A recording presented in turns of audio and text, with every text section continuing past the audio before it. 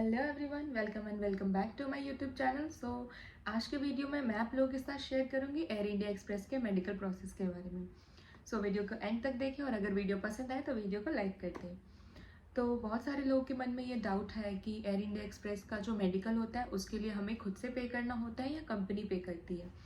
तो guys, air India express का जो मेडिकल है उसके लिए हमें खुद से पे करना होता है, कंपनी पे नहीं करती है। तो चलते हैं, इंटरव्यू क्लियर करने के कितने दिन बाद मेल आता है मेडिकल के लिए। तो अगर आपने इंटरव्यू क्लियर कर लिया है तो आपको विद इन अ वीक, एक हफ्ते के अंदर 3-4 दिन में भी कभी कभी मेल आ जाता है। तो मैंने जो अपना इंटरव्यू क्लियर करा था उसके 3-4 दिन बाद मुझे मेल आ गया था मेडिकल के लिए। तो एक हफ्ते के अंदर हर किसी को मेल आ ही जाता है। तो मेल में आपको एक लिस्ट मिलेगा जिसमें सारे टेस्ट लिखे होंगे कि आपको कौन कौन से टेस्ट करवाने हैं। तो कई बार ऐसा होता है कि मेरे टाइम पे क्या हुआ था कि उन्होंने मेल भेजा था, उसमें जितने भी टेस्ट थे उसके लिस्ट थे। और उन्होंने मतलब ऐसा कुछ बताया नहीं था कि आपको इसी डॉक्टर के पास जाना है या पर्टिकुलर कि आपको यहीं से टेस्ट कराने हैं। उन्होंने हमें ये बताया था कि आप किसी भी सर्टिफाइड हॉस्पिटल या लैब में जाके अपने टेस्ट करा सकते हो, बट हाँ, वो सर्टिफाइड होना चाहिए। और उन्होंने कुछ ऑप्शंस भी दिए थे लाइक फोर्टिस, अपोलो, मैक्स। तो कुछ ऑप्शंस दिए थे और बोला था कि बस सर्टिफाइड होना चाहिए। बट मेरे से पहले मेरी एक फ्रेंड का इंटरव्यू हुआ था, तो उसका जो मेडिकल हुआ था तो उसमें उसको कुछ ऑप्शन नहीं दिया गया था कि आप कहीं भी जा सकते हो जहाँ आप चाहो मेडिकल के लिए, बस सर्टिफाइड हो। उनको ऐसा बोला गया था कि उनको एक डॉक्टर का नंबर दिया गया था और सारे लोगों को उसी डॉक्टर के पास जाना था। तो उनके टाइम पे ऐसा हुआ था। तो डिपेंड करता है, कई बार ऐसा होता है कि वो आपको ऑप्शंस दे देंगे कि आप कहीं से भी करा लो, बस सर्टिफाइड होना चाहिए। वो जो लिस्ट है मेडिकल टेस्ट के वो मैं यहाँ पे अटैच कर दूँगी, आप लोग देख लेना कौन कौन से टेस्ट होते हैं। तो मेडिकल क्लियर हो जाता है, लाइक आपने सारे टेस्ट करा दिए, सारे रिपोर्ट आ जाते हैं, फिर आपको वो मेल करना होता है। मेल करने के बाद अगर आपके सारे टेस्ट नॉर्मल हैं तो आपको मेल आ जाएगा कि yes you are fit to fly, आप फिट टू फ्लाई हो, देन आपका मेडिकल क्लियर हो गया। अगर आपको मेल नहीं आता है फिट टू फ्लाई का, लाइक मेरा एक टेस्ट मुझे रिपीट कराने के लिए बोला था, तो मुझे वो मेल नहीं आया था फिट टू फ्लाई का। तो जिनको फिट टू फ्लाई का मेल नहीं आता है उनको मेल आएगा अगर उनके किसी टेस्ट में प्रॉब्लम है। लाइक बहुत लोगों के साथ होता है कि उनका जो हेमोग्लोबिन होता है वो रिक्वायर्ड 12 होता है, लेकिन 12 से कम है तो 11 तक लाइक ये लोग ले लेते हैं। बट अगर आपका 11 से भी कम है तो वो आपको मेल कर देंगे कि आप कुछ टाइम के लिए आपको होल्ड पे रख देंगे और कुछ टाइम बाद बोलेंगे कि आप टेस्ट रिपीट करवाओ। और कई बार ऐसा भी होता है कि अगर बहुत कम है, बहुत कुछ लोगों का हेमोग्लोबिन काफ़ी कम होता है लाइक 7, 8, 9, तो उनको होल्ड पे रख देते हैं और उनको नेक्स्ट बैच जो भी होता है तो उसमें ऐड करते हैं। तो ऐसा होता है। या फिर अगर और भी कोई टेस्ट अगर आपका सही नहीं है तो वो आपको मेल कर देंगे कि आप ये रिपीट करा लो। मेरे टाइम पे भी उन्होंने मेरे को एक यूरिन का टेस्ट रिपीट कराने को बोला था, तो मैंने वो रिपीट करा के फिर से रिपोर्ट भेजा था। अगर आपके सारे टेस्ट नॉर्मल होंगे, सब कुछ सही होगा, तो आपको फिट टू फ्लाई का आ जाएगा मेल।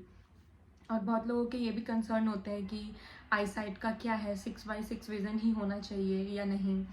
तो मेरे टाइम पे भी ऐसा था, मेरे आई में भी लाइक 6/6 विज़न नहीं था। आई डोंट नो कितना था, बट 6/6 तो नहीं था। तो बहुत सारे लोगों का ये कंसर्न होता है कि क्या लेंस अलाउड करते हैं, क्या स्पेक्टिकल्स अलाउ करते हैं। तो हाँ, अगर थोड़ा बहुत कम है, 6/6 नहीं है, तो आप कॉन्टैक्ट लेंस यूज़ कर सकते हो। वो आपको रिकमेंड करेंगे कि हाँ, आप कॉन्टैक्ट लेंस यूज़ कर सकते हो या आप स्पेक्टिकल्स भी यूज़ कर सकते हो। तो इसमें उतना कोई इशू नहीं है। तो बस यही होता है। और आप जब भी मेडिकल के लिए जाते हो तो ध्यान रखना कि सारे टेस्ट एक दिन में ही करा लो, क्योंकि आपको मेल आएगा और उसके तुरंत बाद ही बोलने लग जाते हैं कि रिपोर्ट सेंड करो, रिपोर्ट सेंड करो। तो मेडिकल कराने के बाद हमें सारे रिपोर्ट्स के पीडीएफ बना के मेल करना होता है। और कंपनी के जो डॉक्टर होते हैं वो चेक करते हैं सारे रिपोर्ट्स। अगर आपके सारे रिपोर्ट्स नॉर्मल है तो बस आपके पास मेल आ जाएगा कि आप फिट टू फ्लाई हो and congrats, you are fit to fly. और अगर आपके रिपोर्ट्स नॉर्मल नहीं हैं देन आपको वो बता देंगे, वो भी मेल कर देते हैं कि आपको ये रिपीट कराने हैं। और कई बार ऐसा होता है, बहुत लोग ये सोचते हैं कि कितने टाइम के लिए होल्ड पे रखते हैं, कितने टाइम के लिए होल्ड पे रख देते हैं जिनका हेमोग्लोबिन कम होता है। तो आई सजेस्ट यू कि जिनका भी हेमोग्लोबिन कम हो तो उनको होल्ड पे ही रखते हैं जब तक कि नेक्स्ट बैच ना आए। तो तब तक आप सारे आयरन के टैबलेट्स ले लो, ये सब सारे जो भी चीज़ें होते हैं उनको खा के, लाइक बीट रूट खाओ, आयरन के टैबलेट लो तो बढ़ जाते हैं। मैंने भी एयर इंडिया एक्सप्रेस से पहले मेरा मेडिकल हुआ था इंडिगो में, तो मेरा भी हेमोग्लोबिन काफ़ी कम था, बट फिर मैंने 1 महीने में ही मेरा हो गया था। लाइक इंडिगो में अराउंड 9 और 10 था, बट जब मैंने एयर इंडिया एक्सप्रेस का करवाया मेडिकल तो इट्स 11 और 12 के आसपास था मेरा हेमोग्लोबिन। तो जिनका भी हेमोग्लोबिन कम है तो आप आयरन के टैबलेट्स लो और बीटरूट खाओ, अनार खाओ, बढ़ जाएगा, तो it's not a big issue. So बस यही होता है एयर इंडिया एक्सप्रेस के मेडिकल में, तो ज़्यादा कुछ होता नहीं है। और बहुत लोगों के ये भी कंसर्न थे कि अगर हम पे करते हैं तो क्या बाद में वो रिटर्न करते हैं, तो यस, अगर आपका सारा मेडिकल क्लियर हो जाता है, आप फिट टू फ्लाई हो, आप ज्वाइन कर लेते हो, तो कुछ टाइम बाद आप सारे रिसिप्ट जो भी होते हैं मेडिकल के वो संभाल के रखना, आप क्लेम कर सकते हो। लाइक हमें भी ट्रेनिंग के टाइम पे हमें बताया गया था कि आपका जो भी मेडिकल का एक्सपेंस था वो आप क्लेम कर सकते हो, तो हमने क्लेम करा था। उसमें हमें क्लेम करते वक्त सारे जो भी ओरिजिनल बिल्स होते हैं उसके वो सबमिट करना होता है। तो मेडिकल कराने के बाद बिल्स ध्यान से रखना, तो बिल संभाल के रखना, ताकि बाद में जब क्लेम करना हो तो आपको आपके जो भी आपने पे करा है वो रिटर्न मिल जाए। So that's all. मेडिकल ज़्यादा कुछ होता नहीं है, अगर आप सही हो, सारे टेस्ट सही है, तो आपको मेल आ जाएगा फिट टू फ्लाई का। सो ऑल द बेस्ट जिन्होंने भी अभी रिसेंटली इंटरव्यू दिया है, जो भी मेडिकल के लिए जा रहे हो। So all the best to all the cabin crew aspirants, and bye bye, मिलते हैं नेक्स्ट वीडियो में।